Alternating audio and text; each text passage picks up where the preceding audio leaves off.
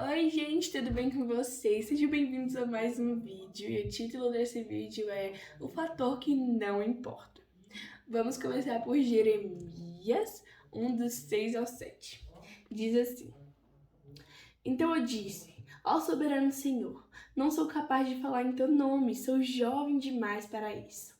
O Senhor respondeu, não diga sou jovem demais, pois você irá onde eu o enviar e dirá o que eu lhe ordenar. E não tenha medo do povo, pois estarei com você e o protegerei. O Senhor ele não virou para Jeremias e falou bem assim, você não é jovem, não. O Senhor sabia da condição de Jeremias. Jeremias, comparado a outros profetas daquela época e profetas até mais antigos, tinha pouca idade, porque todos eram mais velhos e tal. Então o Senhor não virou para ele e falou: Não, você não é jovem. O Senhor sabia que ele era jovem, mas esse fator não importava. Às vezes nós ficamos tão presos a padrões terrenos, né? O que é ser jovem demais, o que é ser velho demais, que esquecemos que os padrões de Deus são outros. Tem uma passagem que fala que um dia para Deus é como 1000 anos e 1000 anos como um dia. Então realmente vemos que essa visão de tempo é diferente para o Senhor.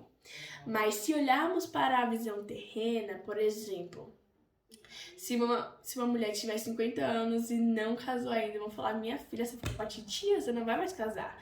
Mas se uma mulher casar com 17 anos, vão falar, você é muito nova porque você fez isso com a sua vida. Então estamos apegados a números e definimos o que é ser jovem demais, o que é ser velho demais. Mas como eu disse, Deus tem uma visão totalmente diferente disso. E vemos isso em várias passagens bíblicas, como é o caso de Daniel, Sadraque, Mesaque e Abednego, que vários estudiosos falam que eles tinham 17 anos quando foram levados para a Babilônia. E para quem não sabe, eles fizeram uma grande diferença naquela cidade e mostraram realmente quem é o verdadeiro Deus, que é o Deus que nós servimos. Porque eles não se misturaram lá e eles provaram que Deus é que nos dá força. Então eles fizeram uma grande diferença naquela cidade. Vemos outros relatos também, como em 1 Samuel, que conta a história de Samuel, que Ana o tinha consagrado ao Senhor, e desde pequeno Samuel foi um grande instrumento do Senhor aqui na terra. Vemos também Davi, né? Porque o povo clamava por um rei. Saul foi levantado, mas Saul fez coisa que não agradou o coração do Senhor. Então o Senhor mandou Samuel ir para a casa de Jessé, que é o pai de Davi, e falou: você vai ungir um novo rei lá.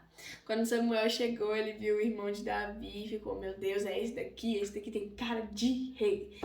Mas o Senhor não olha para a aparência, ele olha para o coração.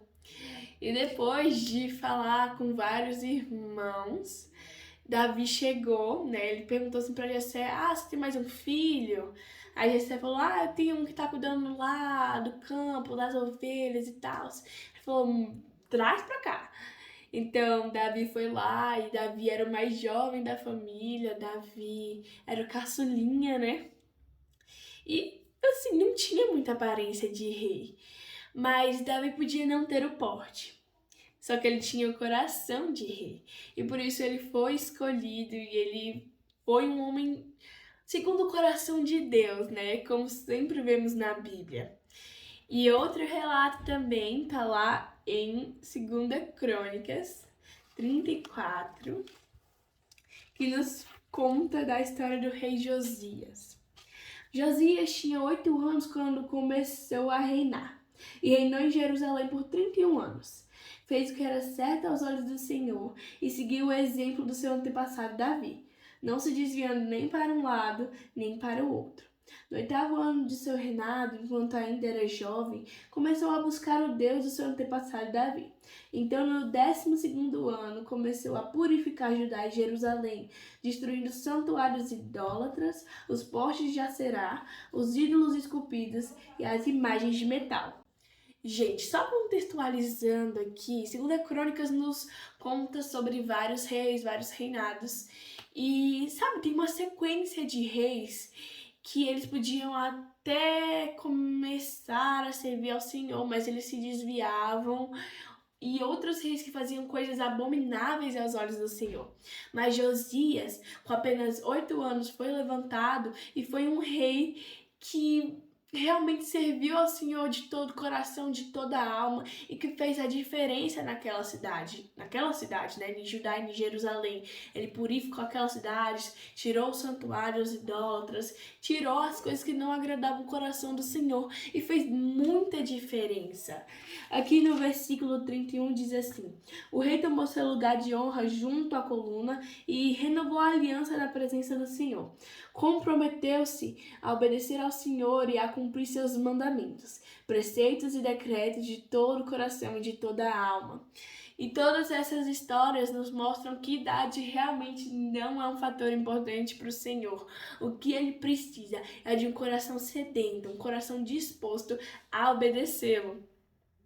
Porque, assim, sabe, às vezes nos apegamos tanto a esse fator, ai, mas eu sou tão jovem para servir ao Senhor, o que eu poderia fazer sendo apenas um adolescente, apenas um jovem?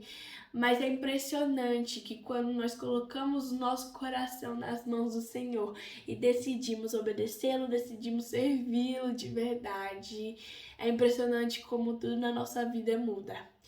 E nós jovens, nós adolescentes, fomos chamados, sim, nós temos um propósito desde o ventre da nossa mãe, fomos criados para algo, e não é esperar, eu ter 30 anos para começar. Não, muita gente começou novo, como Josias.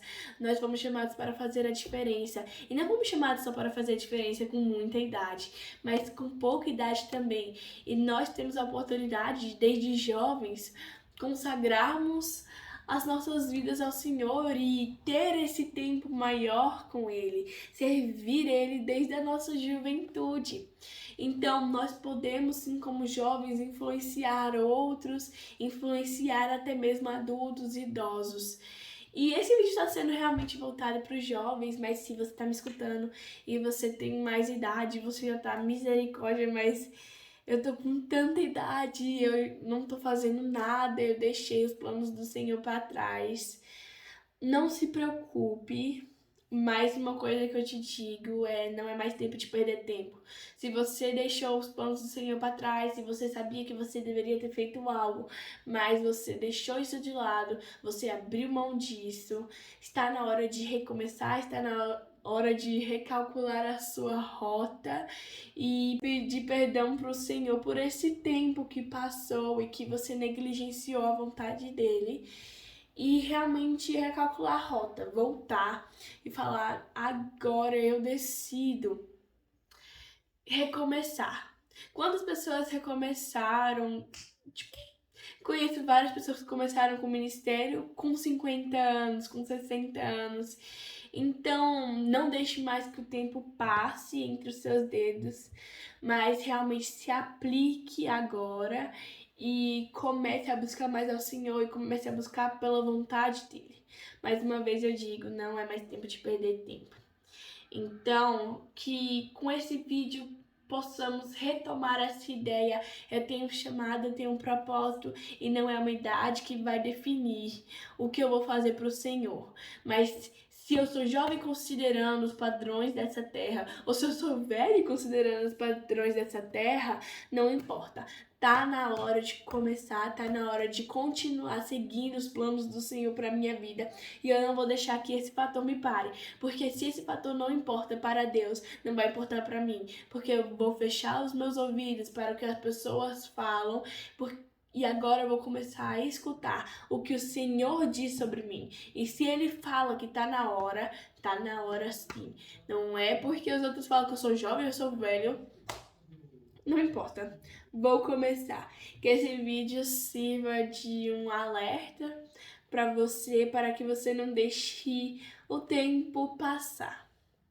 Mas que possamos realmente nos consagrarmos e fazer de cada ano das nossas vidas, cada dia das nossas vidas, um altar de consagração ao Senhor, um altar de devoção a Ele. E que possamos realmente fazer o que Ele nos chamou para fazer, sem nos atentarmos às coisas que esse mundo define.